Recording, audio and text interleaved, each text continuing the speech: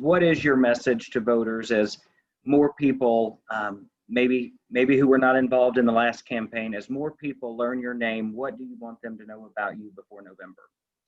Well, I'm running for Congress because I think East Tennessee, deserves some leadership that reflects the values of East Tennessee. Hardworking, strong, courageous. We're facing some of the biggest problems we have ever faced as, a district and as a country with this pandemic. And we need real leadership to solve the problems that we face today. And, the last time I ran on getting health care for all of our citizens and lowering the cost of prescription drugs and, making sure that people with pre-existing conditions got covered, increasing a minimum wage that's $7.25 an hour, things that folks need to have the kind of life that we expect to have in a country as rich and beautiful as the United States. And we just aren't seeing that here in this district. And so those are the issues I ran on then. Nothing really has changed much because the Senate's blocked everything. So they're the issues that I'm running on now. And then you add the coronavirus and, it's devastated our economy, and we're going to see evictions and joblessness. We're already seeing a lot of joblessness, and it's important that we find ways to solve these problems so that people can continue to function in this world. How do you grade the federal government's response to the coronavirus, and what needs to happen going forward? Well, to be clear, the virus is not really anybody's fault.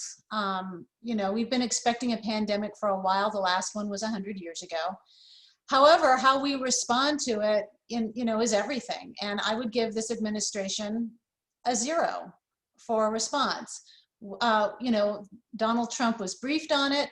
He didn't do anything about it. He waited for several months, closed some borders, but by then it was too late.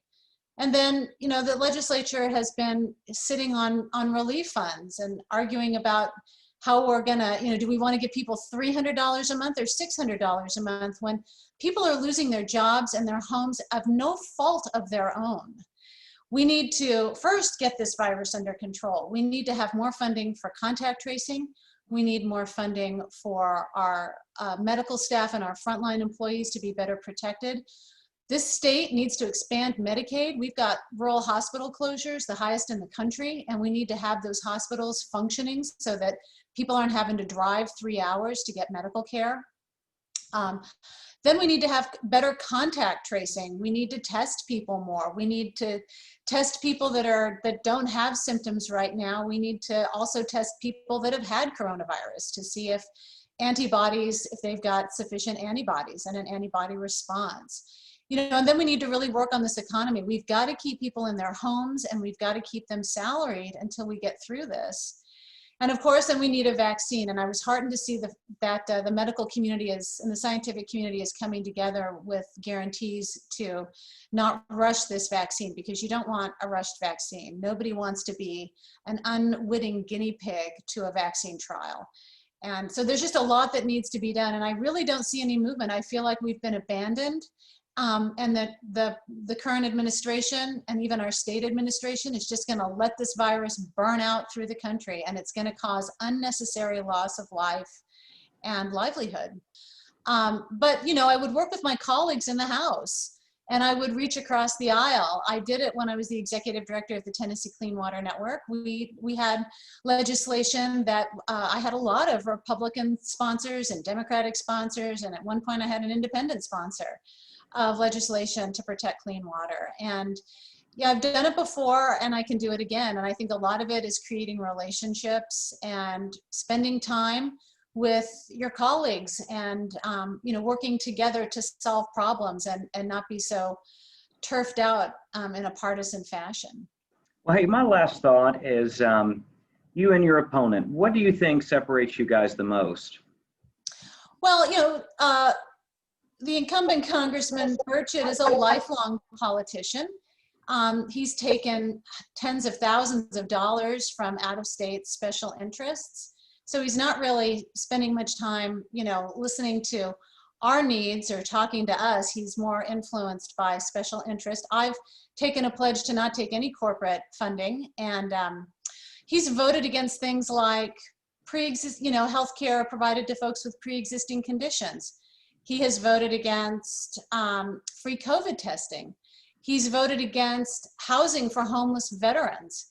He voted against a bill that would give rural entrepreneurs a leg up in federal projects. This is not a representative who's really thinking about the people here in East Tennessee and what they need. We have a homeless problem. A lot of them are veterans. We need to care for them.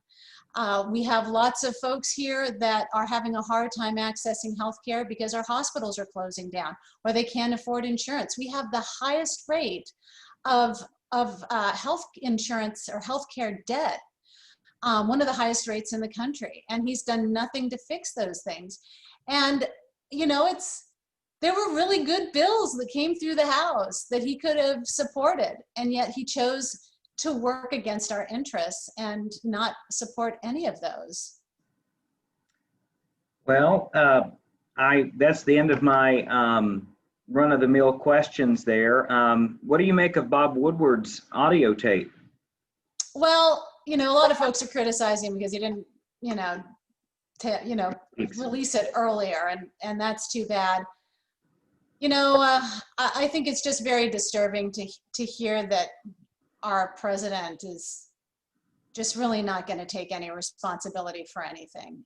In any other political time, this would have been a non-starter, and there hopefully won't be a second term for this kind of behavior. Allowing over almost 200,000 people to die of a virus and just say, hey, I'm not taking any responsibility for it, is just derelict of duty, in my opinion. And I was sorry to hear it. We knew that it was true, but having to hear it was tough.